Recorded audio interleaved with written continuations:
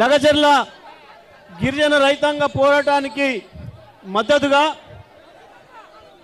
మానుకోట మట్టి బిడ్డలు మేము కూడా వాళ్ళకి మద్దతు ఇస్తాం.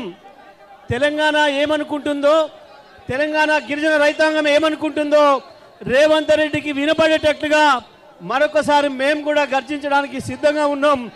మీరు రావాలి అని చెప్పి బీఆర్ఎస్ పార్టీ రాష్ట్ర కార్యనిర్వాహక అధ్యక్షుడు కేటీఆర్ గారికి ఆహ్వానం పంపడం, దాంతోనే వణికిపోయిన రేవంత్ రెడ్డి ధర్నానే జరగనివ్వను అని చెప్పి అహంకారంతో ఆపితే కోర్టు ద్వారా పర్మిషన్ తీసుకొని కేవలం 1000 మందినే మనం రమ్మని చెప్పి అడిగినా అంతకంటే ఎక్కువ మించి తండలు ఖాళీ చేసి వచ్చిన మానుకోట అన్నదమ్ములందరికీ వందనం, ఉద్యమాభివందనం.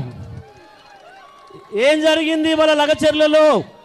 అది లగచర్ల కావచ్చు, ఇవాళ రేపది మానుకోట కావచ్చు, ఎల్లుండి ములుగు కావచ్చు, తెల్లారి అలంపూర్ కావచ్చు, ఇంకొక రోజు ఆసిఫాబాద్ అలంపూర్ కావచ్చు. రేవంత్ రెడ్డికి ఒకటే ఎజెండా. ప్రభుత్వం వచ్చిన తర్వాత ఆనాడిచ్చిన 420 హామీల్ని మర్చిపోయి కేవలం ఆయనకు తెలిసిన విద్య భూమి కనపడితే చాలు, గీతలు గీయాలి, అమ్మకదొబ్బాలి, ఒక్కడికి 3 సార్లు అమ్ముకోవాలి, డబ్బులు చేసుకోవాలనే విద్య, కేవలం రియల్ ఎస్టేట్ అనేది ఒక ఎజెండాగా పెట్టుకొని ప్రజల భూముల్ని గుంజడుకోవడం అనేది ఒక ఎజెండాగా పెట్టుకొని పనిచేస్తూ దానికి ఎదురు తిరిగిన వాళ్ళను, దానికి మద్దతు ఇచ్చి ఎదురు తిరిగిన వాళ్ళకు మద్దతు ఇచ్చిన వాళ్ళను అరెస్టు చేయడమే ఇంకొక ఎజెండాగా పెట్టుకొని పనిచేస్తుంది రేవంత్ ప్రభుత్వం. కానీ నీ ఆటలు సాగవు, లగచర్ల దగ్గరనే మీకు ఫుల్ స్టాప్ పెడతాము అని చెప్పి ఇవాళ పెద్ద ఎత్తున తెలంగాణ రైతాంగం అంతా కదులుతున్నది. రేవంత్ రెడ్డి, ఇది కేవలం మానుకోటది మాత్రమే కాదు, ఇది మొత్తం తెలంగాణ గర్జన. ఇది తెలంగాణ రైతాంగం అంతా ఏమనుకుంటున్నారో చెప్పడానికి మానుకోట ఉదాహరణ. గతంలో మీ సమైక్యవాదులకు చరమగీతం పాటింది కూడా ఇదే మానుకోట. మళ్ళీ ఇవాళ ఇదే మానుకోటలో మొదలైంది నీ పతనం.